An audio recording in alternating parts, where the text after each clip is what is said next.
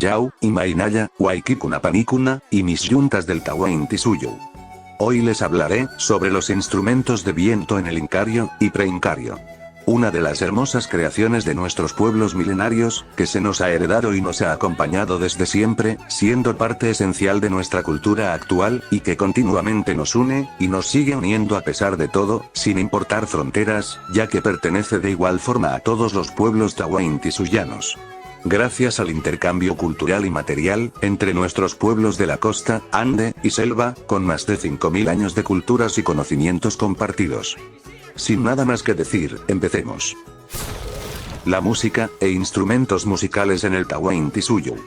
La música ha sido parte de la formación y desarrollo de las sociedades y culturas de Abya Yala, y es como en todas las sociedades del mundo, el espacio inmaterial espiritual que refleja, o expresa la vida material, la realidad y sus imaginarios, o las mentalidades colectivas, o cosmovisión, y por ello su importancia de la música dentro de un pueblo. Encontramos en la música, una síntesis de los procesos cognoscitivos propios de una cultura, y también, del resultado de sus interacciones sociales. La música es un producto del comportamiento de los grupos humanos, ya sea formal o informal, es sonido humanamente organizado, por lo tanto, todo investigador del tema supone que la música como canto, e instrumentos musicales, fue tan importante, y estuvo tan presente en la vida social, y sus acontecimientos principales, tanto en el ámbito personal, nacimiento, casamiento, muerte y demás ritos de pasajes, como en lo social, familiares, económicas, políticas, ideológicas, militares, agrícolas, religiosas, médicas, etc. También habría estado presente, y de manera diferenciada para cada ocasión, de acuerdo al tipo, nivel, poder, y prestigio de su gente como hasta ahora, y se tendría de hecho una música especial con instrumentos, o artefactos sonoros pensados para cada momento, y lugar que la cosmovisión indicaba. Pero a la vez, sabemos que la música es una construcción y expresión abstracta, cuyo carácter temporal, hace que sea imposible su perpetuación sin la existencia de medios, como la escritura musical, o las grabadoras de sonido. Vale decir, que se cree que la música pretahuantisuyana, se ha perdido en algunos aspectos como parte de su cambio o evolución, pero gracias a que ésta se materializó por la invención de los artefactos sonoros, como los instrumentos musicales, y estos en su mayoría son aparatos tangibles, han podido sobrevivir al paso del tiempo, permitiéndonos no solo un mayor acercamiento, sino, alguna posibilidad de remisión, a ese mundo inmaterial desconocido. Sin embargo, tenemos que decir que pese a la innegable importancia de la música, y sus instrumentos para el análisis de las sociedades antiguas, con mucho asombro se ha observado lo común que es el desconocimiento de la arqueología, respecto de los artefactos sonoros, e instrumentos musicales. En la arqueología, un instrumento musical, es lo único vivo que llega a ellos, fuera de él no hay otra cosa que reaccione a los requerimientos, por no encontrarse todavía registros de algún tipo de escritura musical, de esos años. Sin duda mucha información debe haberse perdido por acción de los huaqueros, y la invasión colonial hispana. Los instrumentos musicales, constituyen la fuente primordial para el esclarecimiento, de los principales aspectos culturales de los pueblos abyayalenos, en esas épocas. De acuerdo a la clasificación más utilizada en la música, los instrumentos musicales se dividen en 4 órdenes principales, son, cordófonos, aerófonos, hidriófonos, y membranófonos. De estos los antiguos tahuantisuyanos no conocieron la orden de los cordófonos, en cambio los aerófonos, como flautas de todo tipo, y los membranófonos, instrumentos de percusión, fueron la base de la antigua música originaria, y muy especialmente formaron parte de la vida musical. Inclusive hasta nuestros días, 3 tipos de instrumentos musicales forman la base del mapa sonoro costero andino selvático, las huancaras, las antaras, y las quinas. Veamos un poco más sobre estos. Membranófonos. Los llamados comúnmente bombos, o tambores, y en quichua conocidas como huancaras, pertenecen a esta orden, puesto que emiten sonidos por acción de golpes de cueros de animales que poseen estos. Los membranófonos son inventados tempranamente por las sociedades pretahuantisuyanas, y tahuantisuyana, y muchas variantes de estas llegan hasta nuestros días, como las tiñas, que son de menor volumen, y las huancaras, que son de mayor volumen. Arqueológicamente podemos distinguir 2 importantes modelos. Cilíndrico de doble membrana, o bicóncavo, de las culturas Vicus, Wari, Lima, Mochica, y Chimor. entre los principales y que llega en alguna medida hasta la actualidad, y cuyo material de construcción del cuerpo o estructura varía entre la cerámica rústica, la madera, y los carrizos. Cónico de una membrana, de las culturas Paracas, Nazca, y Chiribaya, y cuyo caso los materiales de construcción del cuerpo ha sido únicamente la cerámica. Se trata de un modelo que desapareció con el tiempo. Todo tipo de bombos, como las huancaras, y las tiñas, pertenecen al grupo de los membranófonos, mientras que todos los tipos de quinas, pincuyus, tacas, antaras, etc., pertenecen al grupo de los aerófonos. También tenemos idiófonos tahuantisuyanos, como las shakshash, y diversas sonajas. Se dice que en menos medida en los tiempos antiguos, se utilizaba también la piel humana, tanto de enemigos como de aliados fallecidos, para la fabricación de nuevas tiñas, y huancaras. Ya que sostenían la creencia, que con cada golpe que daban al runatinya, invocaban la fuerza espiritual del guerrero, y así asegurar una victoria en caso de algún enfrentamiento. Idiófonos. Junto a los diferentes tipos de bombos, en el mundo tahuantisuyano tenemos el uso de los idiófonos, aquellos artefactos que producen sonido por la vibración, golpe, o rozamiento entre materiales en contacto. Los principales serán las sonajas de distintas formas, y material de construcción, y las shakshash, fabricadas principalmente de semillas secas o de otros materiales, como los caracoles, y que con el rozamiento generan un especial sonido. También en este grupo podemos citar a los posibles litófonos, piedras que emiten sonido al ser golpeados. Aerófonos. Sin duda, nuestras antiguas y actuales sociedades son consideradas el mayor asiento de los aerófonos a nivel planetario. El mundo tahuantisuyano muestra una gran variedad de aerófonos, entre ellos las trompetas, los pututus, los silbatos, las ocarinas, las flautas globulares, y las botellas silbadoras. Pero emerge con mucha presencia el uso de un tipo de aerófonos llamado flautas, en sus dos principales modelos o tipos. Las flautas de ducto, tipo esquina, y las flautas de pan, tipo antara, siku, sonkari, etc. Estas últimas son las que más han llamado la atención, por la gran variedad y simbología que encierra, además de su furtivo uso. Tengamos en cuenta que no todo artefacto sonoro era, o es un instrumento musical, muchas veces algunos de estos solamente cumplen funciones sociales específicas, de tal manera que posiblemente el huayllaquipa, o pututú, habría sido utilizado específicamente para rituales religiosos, como debemos suponer en el caso del pueblo chavín, también para emitir códigos, o mensajes, vía la diversidad de sonoridades, convocatorias, alertas, y otros tipos de mensajes, como fue en el caso en el Incario. Igual los silbatos como las trompetas, es posible que tuvieran un uso no musical. Mientras los que consideran propiamente instrumentos musicales, como las flautas, y los artefactos de percusión, o bombos, sea solo para alguna celebración también.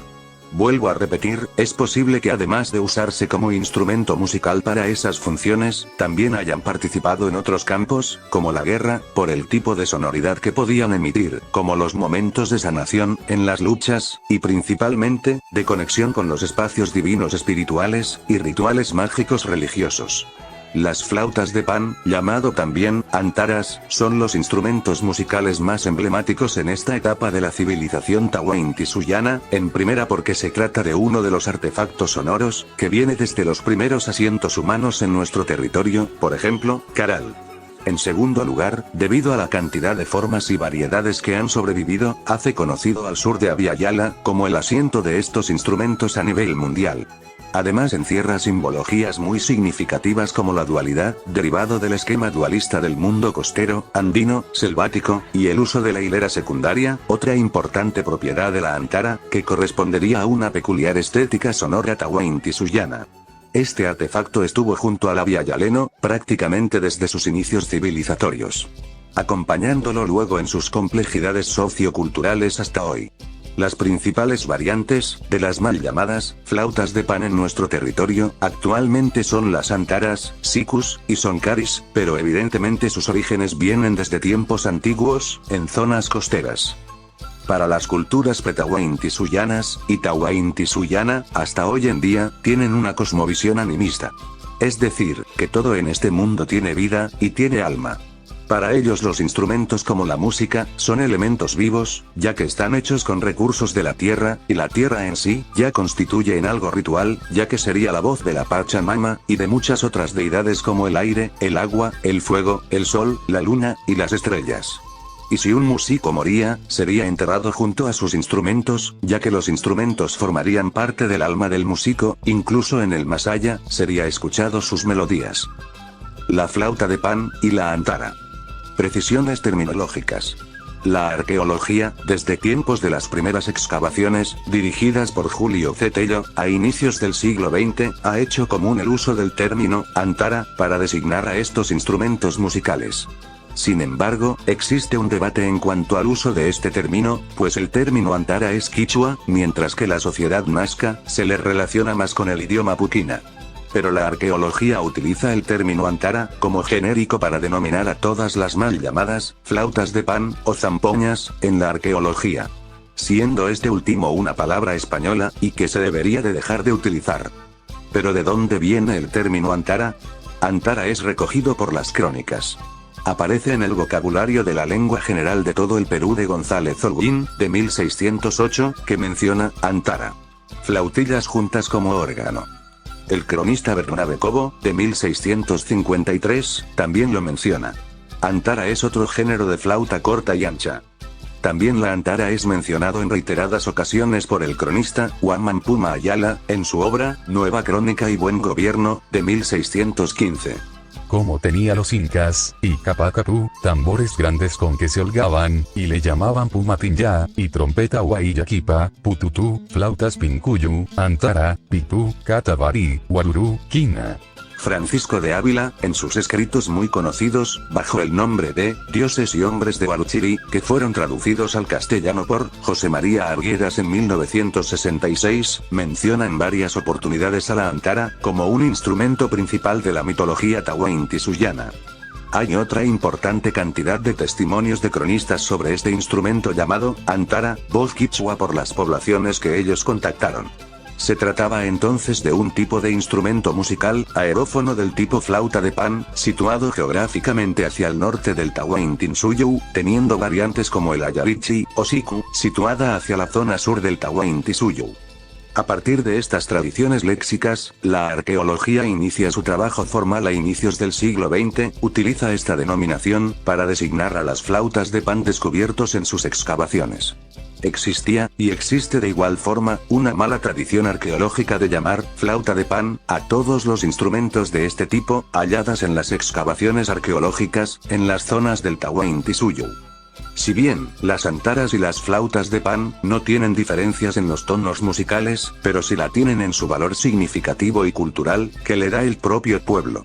El término, flauta de pan, viene del dios griego, Pan, que significa todo. Era el semidios de los pastores y rebaños en la mitología griega.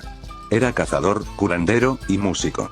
Habitaba en los bosques y cuevas, correteando tras las ovejas, y espantando a los hombres que penetraban en sus terrenos. Portaba en la mano el cayado, o bastón de pastor, y tocaba la siringa, a la que también se conoce como flauta de pan. La Grecia antigua, se conocía este instrumento con el nombre de siringa, en honor a la Naya de Siringa, una ninfa que el dios Pan trató de violar, y fue convertida en caña. Esa postura de algunos arqueólogos, de denominar a nuestros instrumentos milenarios como flautas de pan, es una idea muy eurocentrista de su parte. Pues con eso de algún modo, se le está quitando y aboliendo la validez e importancia a los nombres autóctonos de este instrumento, en lo que fue el Tahuantinsuyo, como también la propia creatividad y originalidad de los mismos pueblos aviala-yalenos. Por eso, considero incorrecto que utilicen ese término europeo, flauta de pan, ya que no corresponde a la mitología, ni a la geografía tahuantinsuyana, que es aviala-yalena. La quina de Chilca. El primer instrumento musical pre-tahuantinsuyano. El arqueólogo suizo, Frederick Engel, centra sus estudios arqueológicos en la aldea Chilca, ubicado a 70 kilómetros al sur de Lima, próxima a la zona de la costa.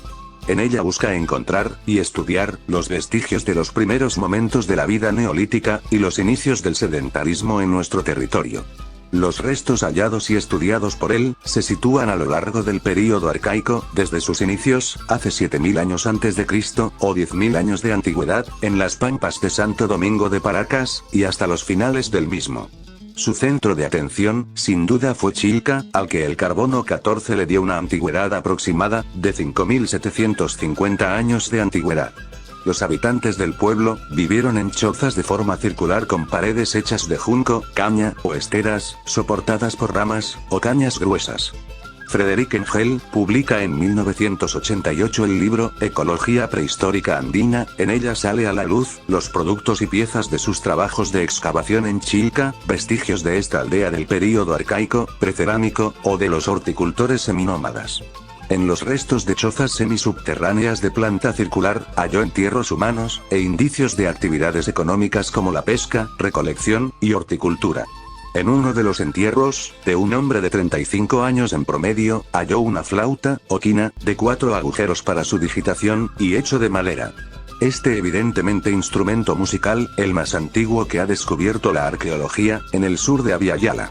Se trata sobre el artefacto sonoro más antiguo de Abya-Yala, hallado en lo que hoy es Perú, formulada inicialmente por el arqueólogo Jorge Silva, quien asigna una edad aproximada de 5.750 años, o 7.000 años de antigüedad, y a unas flautas halladas en Chilca por Frederic Engel. Esta se trataría de flauta de madera con dibujos. Igual han encontrado en la misma, una flauta de ducto de digitación horizontal, tipo flauta transversal de Caral, con huesos de ave, que fue considerada como silbato, y que tendría la misma antigüedad. También se encontró lo que podría ser una antara, que sería la más antigua antecesora. Se trata de unos tubos sin amarrar, de uso solista, que data de entre 5.750 a 7.000 años de antigüedad, hallado en Chilca. En el desarrollo de la civilización, se le encuentra también en Paracas, Nazca, Mochica, Huari, Chimor, y el Incario. Las flautas traversas de Caral. En Caral se encontró un conjunto de 38 cornetas, hechas con hueso de camélido, o venado, sin embocadura sobre el tubo, y cuya superficie fue decorada con canales horizontales, y una quina. El asentamiento de Caral, la civilización más antigua de Abya-Yala. En esta sociedad fueron hallados 32 instrumentos musicales, aerófonos, tipo quinas traveseras. Estas fueron construidas de huesos de pelícano. Se calcula su antigüedad en aproximadamente 5.500 años de antigüedad en Caral, en el distrito de Supe, y provincia de Barranca, pertenece al período precerámico y arcaico tardío, situada en la costa. De acuerdo a los investigadores del proyecto Caral, estos estuvieron relacionados a rituales mágicos, religiosos, y también formaron parte de actividades sociales. Luego de un experimento musical, con réplicas de estas flautas, se ha obtenido muchas posibilidades musicales, lo que nos indica que fueron grandes conocedores de la música. Al parecer también conocieron un tipo de idiófonos, raros hoy en día. Se encontraron un grupo de caracoles agrupados, que muy bien pudieron haber estado atados por cuerdas, para lograr la sonoridad deseada, además de 2 posibles carrascas, idiófonos que pudieron haber emitido sonido por fricción. Las antaras de Caral, las primeras antaras. Por la arqueóloga Ruth Shady, fue descubierto hace unos años, un impresionante grupo de antaras.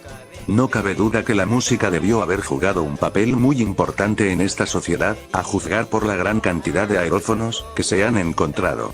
Después de este juego de 32 quinas traveseras, adquieren una gran relevancia el hallazgo de 3 antaras respectivamente. Sobre las antaras de Caral, se dice que dentro de las ofrendas enrejadas, se recuperaron 3 antaras de tubos, una de ellas consta de 3 tubos, otra de 2 tubos, y la tercera de 5 tubos. Hay además, 2 fragmentos de antaras, de materia prima desconocida. Estas, nos asegura el antropólogo del proyecto Caral, Carlos Leiva, pertenecen a un solo contexto, e imposible que se trate de antaras de posteriores periodos, al primer asentamiento en Caral. Sobre ellas, se dice que pertenecerían a una élite, ya que fueron halladas formando una especie de ritual de entierro.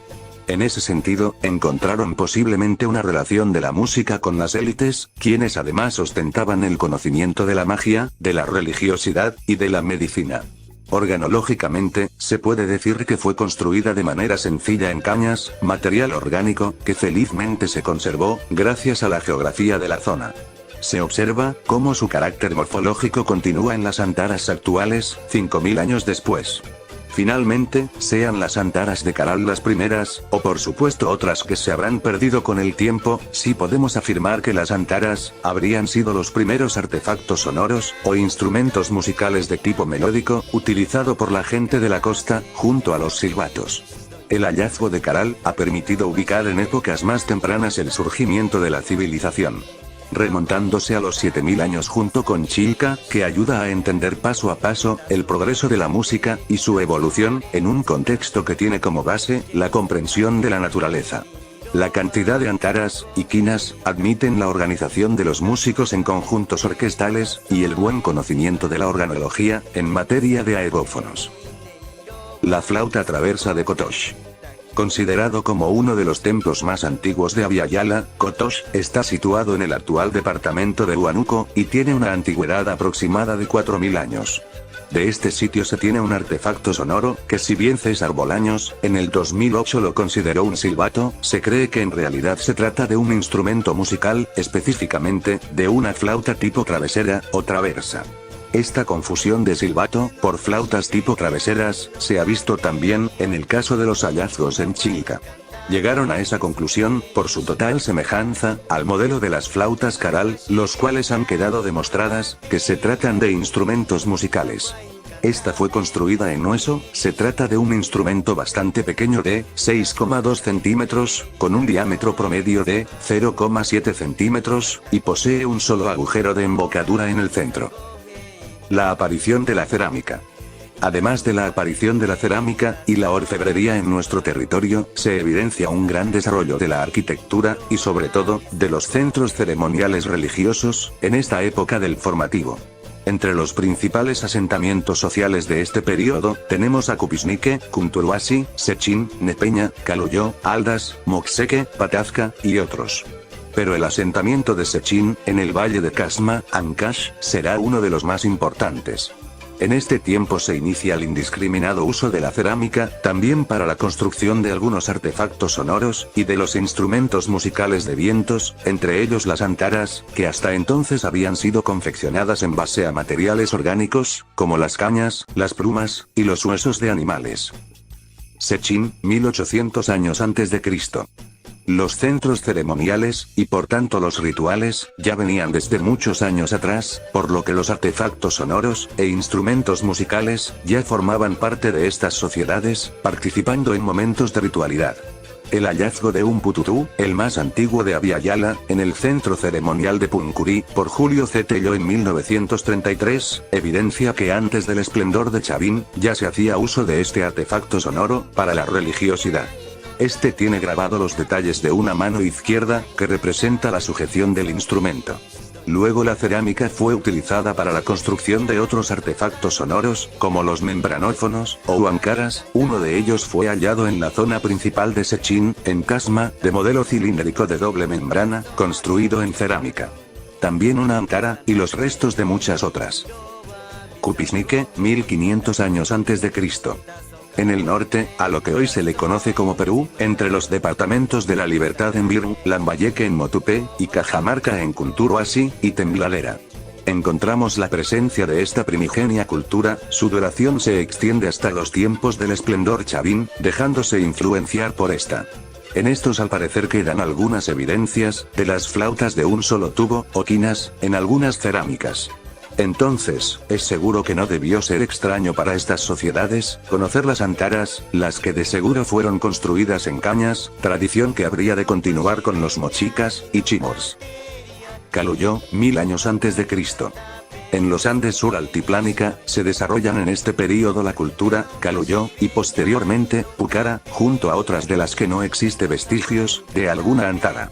Sin embargo, algunos investigadores han teorizado que en el sector altiplánico no se tienen muestras arqueológicas de antaras, debido a que probablemente estas fueron construidas en cañas, y no se pudieron conservar por la geografía y el clima.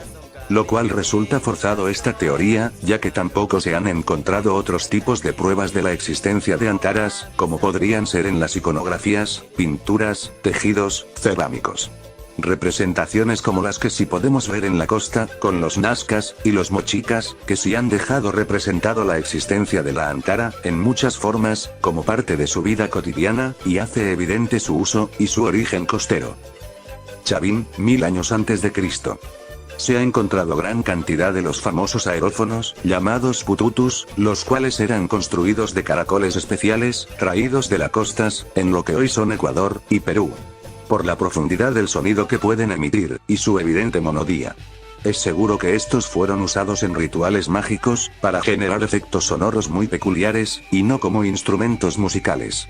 Sin embargo, al parecer en sociedades dependientes, o influenciadas por Chavin, se encuentran algunas muestras como el que presenta Geoffrey Kilter, una cerámica de la época Chavin, que se muestra tocando una posible quina. La sociedad Paracas, 500 años antes de Cristo. Los Paracas se desarrollaron en el actual departamento de Ica. Fue excavado por el arqueólogo peruano, Julio César Tello, y Toribio Mejía Xespe, entre 1925 y 1927, quienes pusieron al descubierto restos de lo que sería una de las más importantes sociedades, del tiempo formativo. Más aún en lo que respecta a nuestro tema, pues significó el inicio de una gran etapa para las Antaras, proceso que se encumbrará con la sociedad Nazca. En los vestigios de la cultura nazca, se encuentran antaras de cerámicas, cromáticas, y con acabos de conocimientos de acústica, y físicas. Podemos señalar a los nazcas, como los más avanzados músicos, de toda Abiyala en esos años. No solo por el gran acabado de sus instrumentos en la cerámica, sino también en las escalas musicales. Los Paracas, y el gran inicio de las antaras. En la sociedad Paracas observamos claramente el inicio de una gran época para las antaras, hicieron uso de diversos materiales para su confección, como las cañas de carrizos, los huesos de animales, las plumas, y por supuesto incorporaron profusa y creativamente la cerámica, logrando ejemplares únicos e irrepetibles. La sociedad Paracas es la que más cantidad de restos físicos nos ha heredado después de los nazcas, y con una diversidad morfológica no vista hasta entonces. Creo que encontramos tres formas de cómo se habrían ejecutado las antaras. De manera individual, vale decir estas antaras solistas, de repente acompañado con algún membranófono o algún instrumento de percusión. De manera dual, según las iconografías, ¿no? Veremos también si de pronto hay alguna evidencia arqueológica. Y finalmente las tropas, o los conjuntos de antaras, que en el caso de Nazca es muy ya conocido, que existían tropas de antaras. Los restos arqueológicos de las antaras son evidentes. Esta me parece muy interesante. En esta vasija, las iconografías que se observan nos dan a entender que hay un personaje que está tocando la antara y a la vez tiene una cabeza colgada de él, ¿no? Entonces es probable que estas músicas de antaras hayan estado también relacionados a estos rituales de muerte. Al otro lado, en cambio, el personaje, probablemente el mismo personaje u otro, está tocando la antara, pero esta vez lleva algo en la mano, al parecer puede ser un idiófono, ¿no? Una sonaja. Luego vamos a tener otros personajes que se van a repetir mucho en las esculturas, como este que tenemos muy bien ataviado y tocando su antara solo y con unos tatuajes.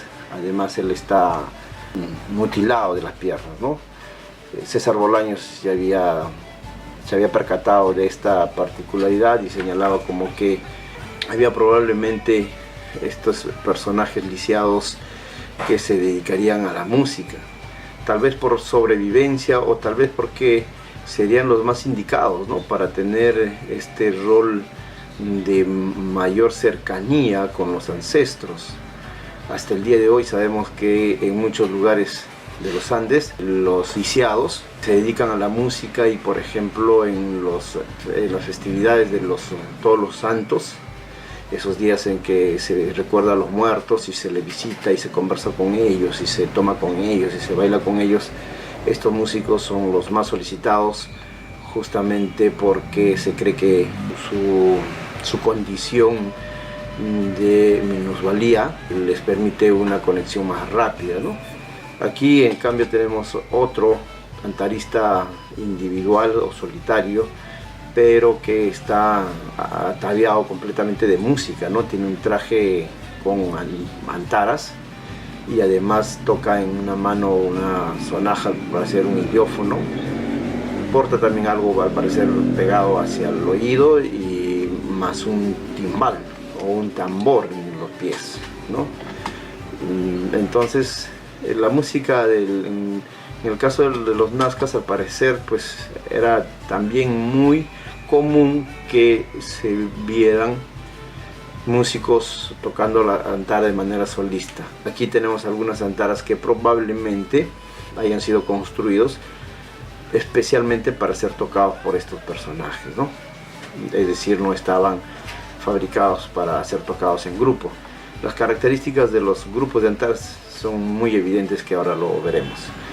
En todo caso, es muy común ver hoy en día a antaristas solistas en todo el sector aún de la costa y sierra norteña, por lo que es muy probable que estos hayan existido en tiempos prehispánicos, ¿no? Esa es una de las formas de inducir.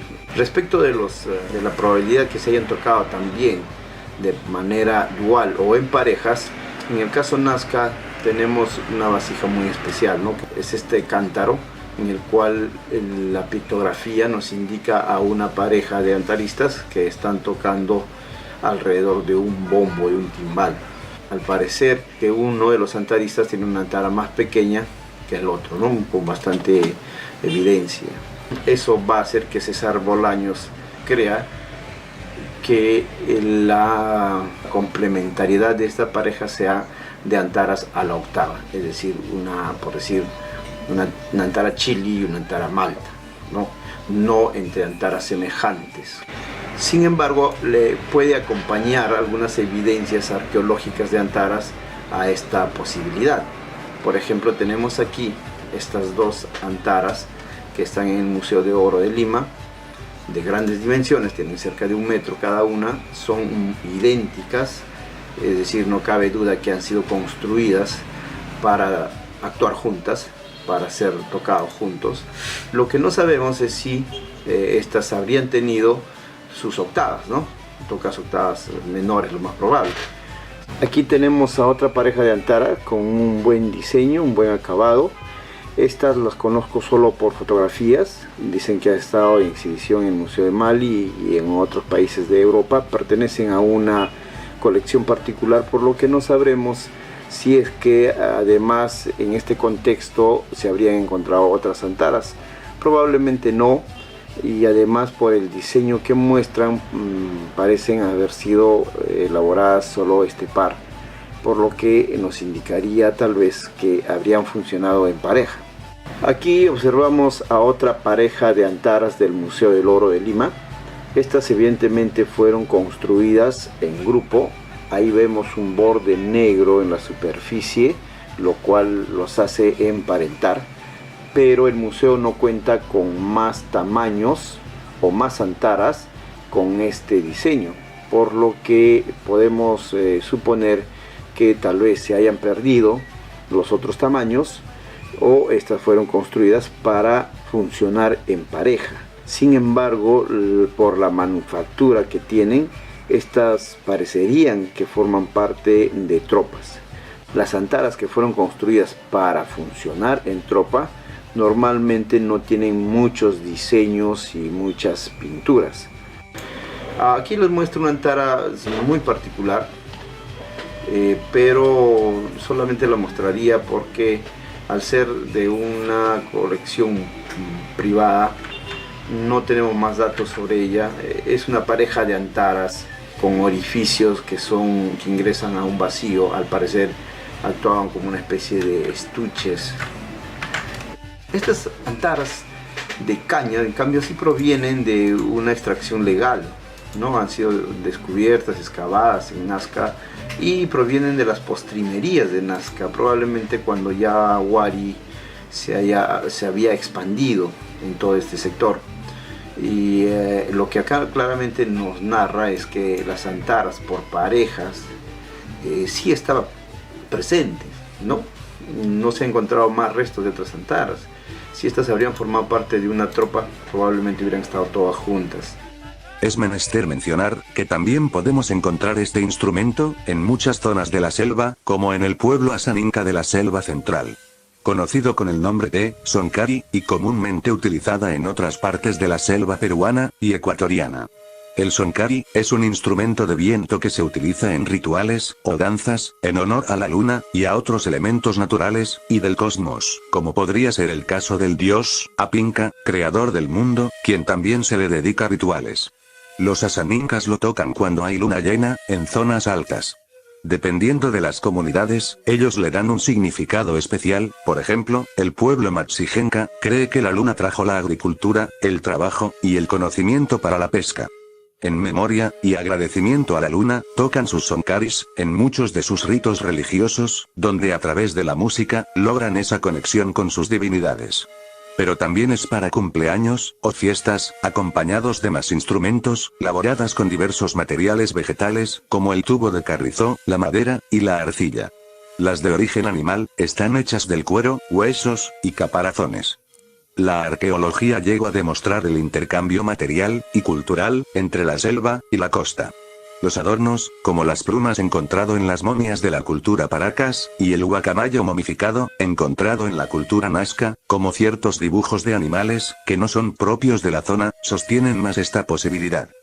En mi opinión personal, lo probable es que el material de tubos de carrizo hayan sido obtenidas de la selva y llevada a la costa para hacer antaras, como parte de un intercambio material y cultural. Ya que si bien, el carrizo es una planta silvestre, que se propaga fácilmente de manera natural, y crece en pantanos, drenajes, y cabeceras húmedas, al tratarse de la costa, un desierto de clima subtropical árido, alta humedad atmosférica, y muy escasa vegetación, salvo por los 52 valles fluviales. Pero en su gran porcentaje, forma parte de una ecorregión mayor, conjuntamente con el desierto costero de Chile. Quizás sea una teoría algo pobre, pues aunque no lo parezca, igual existen zonas pantanosas en la costa, donde quizás han podido obtener los carrizos. Así que quedan ciertas posibilidades, pero sentí que era necesario mencionar ese punto, para comprender de dónde obtuvieron el material. Ya que en sus inicios era solo de huesos, y de manera, como ya lo expliqué antes. Regresando a los Paracas. Fundamentalmente tenemos dos logros organológicos y acústicos impresionantes y trascendentales que han llegado hasta nuestros días. El conocimiento, invento y uso de las antaras de tubos complejos, también llamados antaras deroformes, bulbosiformes o fusiformes, y la aparición de la hilera secundaria, conocido y utilizado hasta nuestros días en los sicurís como resonadores. Danzas y ritmos milenarios, donde se acompañaban los aerófonos, membranófonos e idiófonos, que de igual forma eran de gran importancia, ya que eran utilizadas para seguir el compás del ritmo y de las danzas. Por ejemplo, las sakchas, que son cascabeles de frutos secos, y pepas, también hechas algunas de metal, y estas eran mayormente colocadas en los pies. Una práctica ancestral milenaria, que hasta hoy persiste en muchos pueblos, y se le puede presenciar en muchas danzas folclóricas en nuestro territorio. Un ejemplo muy destacado, sería la tuntuna, en Perú. Cultura salinar, 300 años antes de Cristo. Situada en la costa norte en los valles de Moche, Chicama, y Bigu. Su formación posiblemente fue luego de la culminación de la sociedad Cupisnique y Chavín, en este sector, constituyendo una especie de puente con la cultura mochica, o tal vez el inicio de esta. Sin duda, las antaras que presentamos juntas, indican esta relación de continuidad y cambio entre Salinar y los mochicas, donde a pesar de la distinción realizada por los arqueólogos, otorgándole a uno como antara Salinar y al otro como antara mochica. Hay grandes semejanzas, no solo a simple vista, color, textura, forma, tamaño, sino también por su estructura interna, que son a todas luces tubos complejos, o modelos fusiformes de origen Paracas, como ya vimos. Sobre estas evidentes semejanzas, caben dos posibilidades. Que las dos antaras pertenezcan a una de estas dos culturas, o, si una pertenece a Salinar, y la otra a los mochicas. Entonces tenemos una clara continuidad cultural. Es obvio que estas antaras norteñas, de modelo complejo, evidencian que existió una conexión entre estas sociedades. En el caso del norte, lo que hoy es Ecuador, fue muy similar a los pueblos del sur, lo que ahora se le conoce como Perú. El origen y evolución de los instrumentos de viento, hechas de conchas, huesos, ramas, o incluso troncos, eran útiles para hacer música soplando. Así fueron los inicios de los instrumentos de viento, en Ecuador, y en diferentes culturas de la costa, que existen desde la prehistoria, que nacieron por la necesidad de provocar melodías. Esto se puede comprobar con los restos arqueológicos encontrados en la cultura Jamacoaque, hace 335 años antes de Cristo, en la costa norte de Ecuador, en la provincia de Manabí, donde se puede observar la figura de un hombre tocando una antara como parte de algún ritual religioso. La historia indica que los instrumentos de viento en el actual Ecuador pudieron ser utilizados inicialmente en ceremonias, posteriormente como instrumentos musicales. A través del tiempo la música cambió, y por ende evolucionaron los instrumentos, fueron creados nuevos instrumentos, que generarán sonidos diferentes. Como por ejemplo, las botellas silbadoras, que son instrumentos sonoros muy excepcionales. Los hallazgos más antiguos, es en la cultura chorrera, que se desarrolló hace 3000 años, en la costa sur del actual Ecuador. Ese conocimiento, se les fue luego compartido a otras culturas, como los bicus, mochicas, nazca, y recuay, hace unos 1200 años. Ya que muestran, que tenían una gran influencia entre ellas mismas. Lo especial de estas vasijas cerámicas, es que el líquido que se le pone en su interior, es quien produce el sonido. Al mover la botella, se mueve el líquido el que desplaza el aire, provocando el sonido en él, o en los silbatos interiores de la vasija.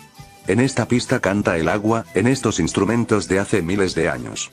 No solo es llamativo el desarrollo acústico de las vasijas silbadoras, sino también sus complejas ornamentaciones. A diferencia de otro tipo de vasijas que cumplían la función de utilitarios, las vasijas silbadoras de agua se agrupan dentro de los artefactos sonoros rituales. Además de generar un sonido, invocaban una acción ritual. En las vasijas están representados desde animales, como monos, perros, búhos, ratas, venados, sapos y diversas aves, hasta escenas de coito, rituales grupales y todo tipo de personajes. Es frecuente en las representaciones encontrar músicos ejecutando antaras y tambores. Existen muchos modelos de vasijas silbadoras de agua. Las hay de 1, 2, 3 y hasta de 4 cuerpos. Según la tradición andina, la construcción de vasijas silbadoras de agua congrega de forma armónica los 4 elementos. Para que las vasijas tengan corporeidad, se necesita modelarlas con arcilla, elemento que nos brinda la tierra, nuestra Pachamama. La arcilla permitió descubrir que cuando se la somete a altas temperaturas a través del fuego, toma una consistencia muy sólida, permitiéndole perdurar por milenios. Estas vasijas, hechas de tierra y fuego, contienen en su interior el elemento aire. Cuando ingresamos el cuarto elemento, el agua, produce la unión armónica de estos 4 elementos manifestados en el sonido.